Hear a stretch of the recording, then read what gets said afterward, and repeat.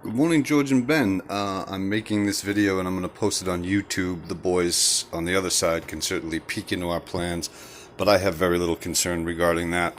I think, although the priority is certainly Germany right now, in order to understand what its full situation is, it's probably better to start with Japan to give you some sense of what the expected timeline is for aid your way.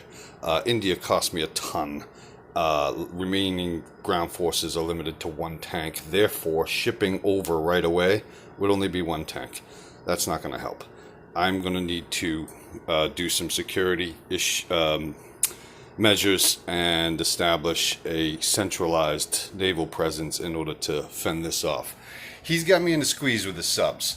I don't have any destroyers. Because of India, all my capital went that way. And so now my shortage of destroyers is allowing him to convoy me to death. I'm purchasing some this turn. He'll likely move here to repeat the same performance where I can't address it. And then I'll kill his subs. However, he'll certainly get his money's worth. Anyway, with Japan, I'm going to be basically coming down from C-Zone 6 into C-Zone 36 with two transports carrying 2 men and 2 artillery. I'm also bringing a sub that's in 20 as well. I'm going to be bringing 1 carrier full with 2 attacks, 1 battleship, and 4 transports into 36. And then it's going to sit there. It's out of reach from him. He'll probably kill this destroyer. He'll probably make a move on me for a convoy, but I'm purchasing a destroyer for this C-Zone, and I'm leaving 1 carrier, 1 fighter, 1 cruiser, and 2 transports there. The basic plan is I'm going to be purchasing here, and then I'm going to start shipping in, start pressuring this way. However, prior to my ability to do that, naturally I got to build up forces, and I need to ship some men in order to address some of these issues.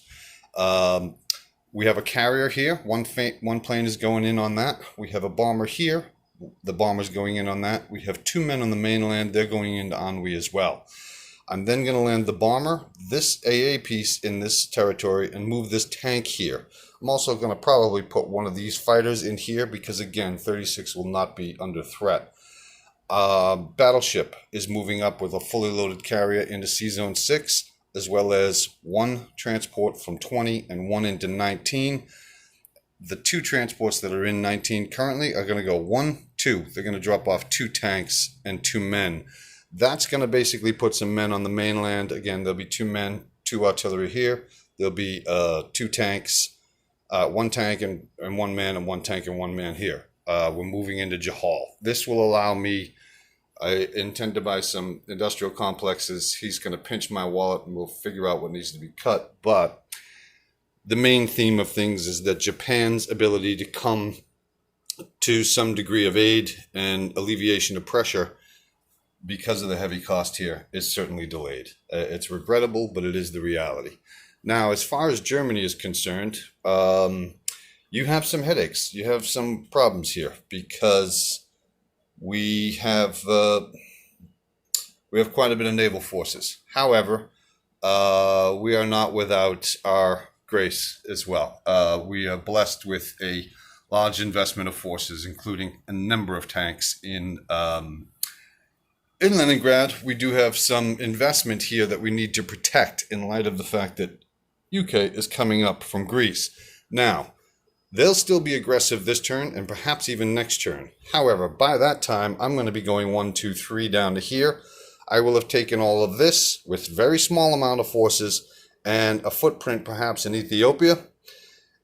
That might cause him to either come back to some degree or at least stop altogether his push north. So it's vital that we fortify Romania, even if it comes at the expense of removing our designs on Belarus and establishing a new front along Baltic and Eastern. It's easier to maintain. It would be sinful to give up that industrial complex. However, if that's the reality, in order to maintain this, then that's the reality. Because no matter what, Romania needs to be our strong point.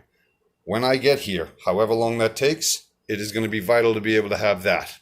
Because then we can squeeze him out. I can fortify, or at least pressure him, support you and pressure him out with what he has the potential to bring in. Therefore, your security concerns with Italy in the Med will be gone. I'll be able to lock this door. I am going to be coming back. I'm leaving this Navy here now. This portion of the Navy is going to 36 for the next turn or two. Then it's going this way. So it'll be a sizable Navy, plus a complement of air forces as well as ground troops. I'm thinking if you can hold on for 4 turns, I know it's a tall order, but by that time, it might look different. Anyway, George, you strike us both as a capable player, as has already been mentioned. I would just abandon aggression. You are no longer the aggressor on the Russian front line. That's a fact. I would do everything in your power to fortify Denmark to the point where it is not something they're even going to consider. Because if that door opens, this door opens. So Western and Denmark are the priorities, even if it comes at the expense of making a frontier. They're not going to liberate France because they don't want to. You would then be able to retake it and take all the money that France has.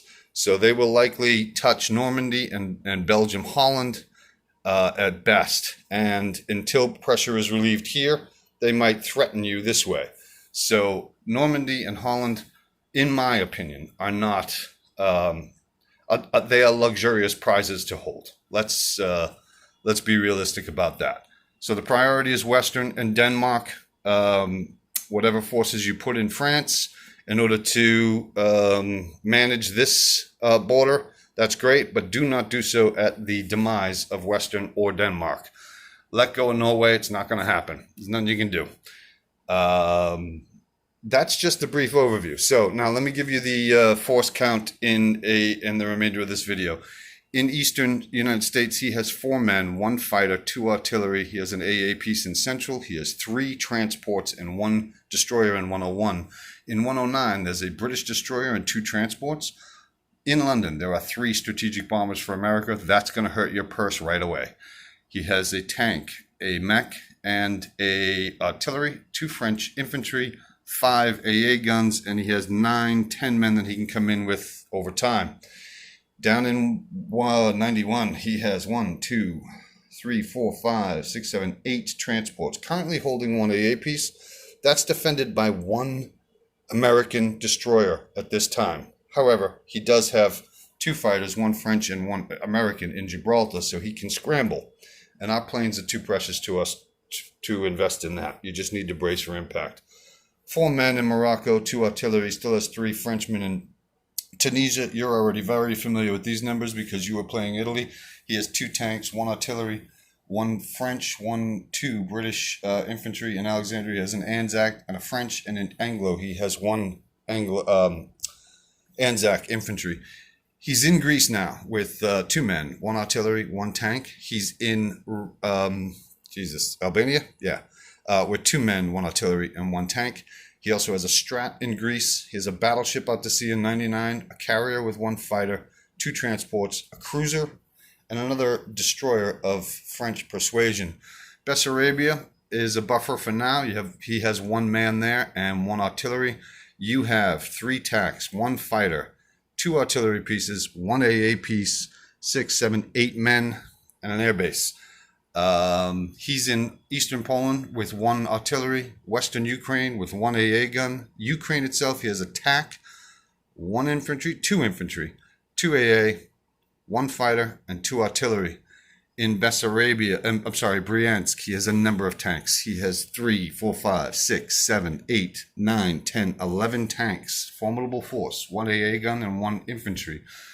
In Russia, he has 2 fighters, 2 tanks, 2 artillery, and 2 infantry. Smolensk, he has 1, 2, 3, 4, 5, 6 men, 1 artillery. Belarus, 3 men. Archangel, 1 man. Volgda, 5, 6, 7 men, and an AA piece. Again, Archangel 1. Now, again, up in Novgorod, you have 3, 6, 7, 8, 9, 10 men, 3 artillery, 1, 2, 3 tanks, 4, 5, 1, 2, 3, 4, 5, 6, 7, 8, 9 tanks. 1, 2, 3, 4, 5, 6, 7, 8, 9 tanks. Yeah, and an AA piece and a Strat bomber.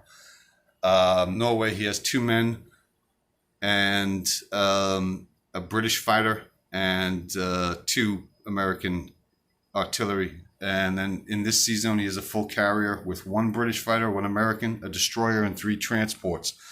That's your world right there.